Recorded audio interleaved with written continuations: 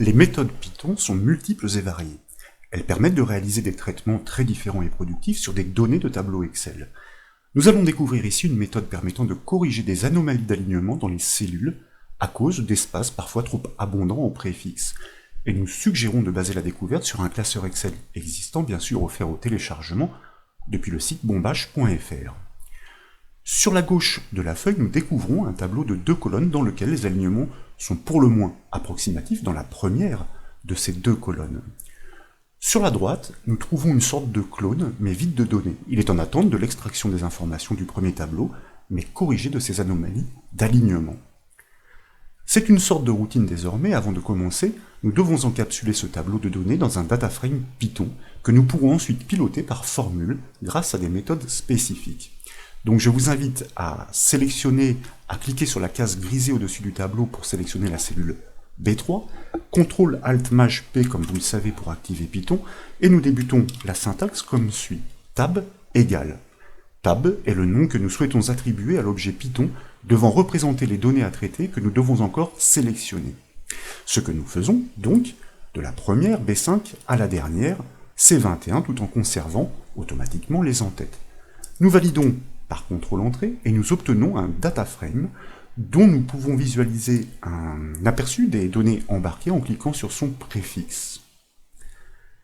Python propose une méthode tout à fait dédiée pour supprimer les espaces incohérents. Cette méthode se nomme strip. Comme elle agit sur des textes, elle doit être appliquée sur la propriété str d'un dataframe, str pour string text. Donc pour preuve, nous allons maintenant cliquer sur la première case de la grille d'extraction pour sélectionner la cellule E5. CTRL-ALT-MAJ-P pour activer Python, et là, nous allons commencer la syntaxe comme suit.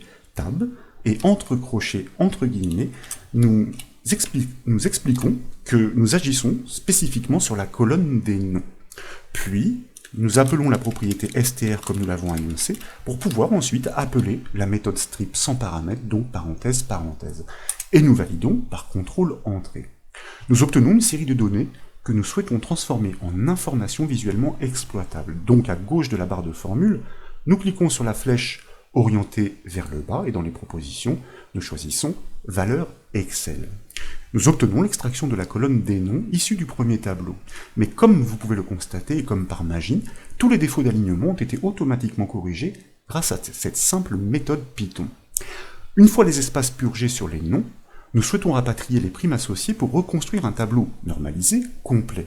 Donc, de nouveau, nous sélectionnons cette cellule E5, et puis, dans la barre de formule, nous cliquons au tout début de la syntaxe pour pouvoir appliquer sur notre tableau, d'une manière générale, la méthode assign, qui va embarquer notre précédent traitement, mais là, nous allons bien préciser que nous nommons cette colonne à la sortie, et à la fin de la syntaxe, nous fermons la parenthèse. Nous validons par CTRL-Entrée, et comme vous pouvez le voir, nous rapatrions effectivement cette colonne des primes.